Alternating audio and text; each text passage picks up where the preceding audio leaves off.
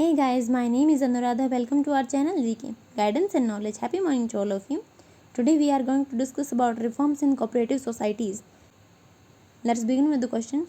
Today's question is: reforms in cooperative sector should be supplementary, not alternative nature to federal principles.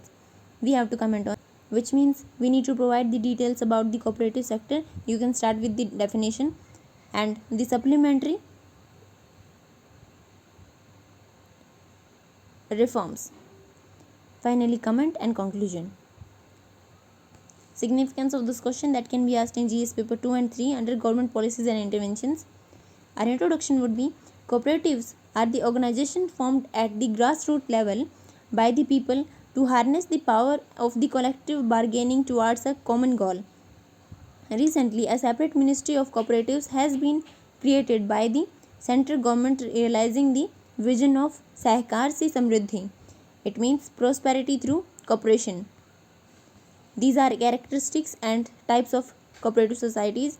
You can see them: open membership, state control, democratic management, voluntary association and source of finance, service motive, then separate legal entity, distribution of surplus, then self-help through mutual cooperation. And types of cooperative societies: producer cooperative societies, cooperative marketing societies, cooperative credit societies, cooperative housing societies and cooperative farming societies. What are the concerns?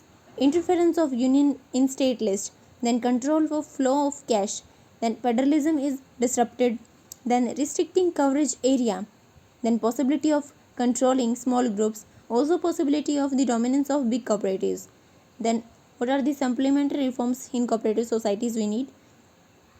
In Schedule 7 of the Constitution, cooperatives comes under the state list. Ministry of Cooperatives, which is formed by the union government, shouldn't exceed state government's power. Then it should be work as a fuel, not a brake in the functioning of government. It should be work as fuel, not a brake in functioning of government. Then it can provide assistance and guidance for the efficient functioning, but final decision should be taken by state. Then proper distribution of powers and limits of cooperative ministry should be mentioned. Then ministry will help to expand development function. Its functioning should be under judicial review, so that whenever state felt that they are entering in their domain of powers, court can interfere so that quasi-federal system can be maintained. Then government should accept Niti Aayog's recommendation that take cooperative federalism approach. Then also spread awareness like municipalities to organize awareness program. Then our conclusion would be: cooperative ministry can be a milestone if it will follow the federal system, and low level implementation of scheme can be improved. It will help us to achieve sustainable development and inclusive growth. So this is it.